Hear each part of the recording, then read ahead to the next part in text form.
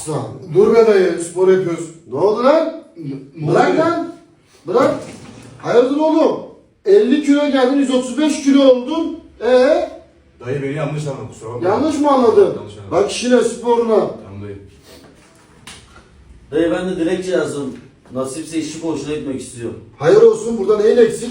Dayı çamaşır yıkıyoruz burada sürekli. Makaronunu veriyoruz, kişisel bakım eşyalarını yazıyoruz. Çamaşır yıkamıyorsun. Kardeşlik yapıyorsun bana.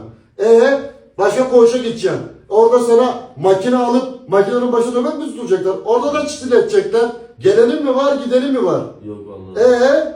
Bunun adı kardeşliktir. Tamam mı? Kendini kullanılmış gibi hissettiğinin farkındayım. Öyle bir şey yok. Öyle bir şey yok. Bak, sen tahliye olacaksın zaten. Aynen. Seni kulübün başına koyacağım. Allah Anladın mı?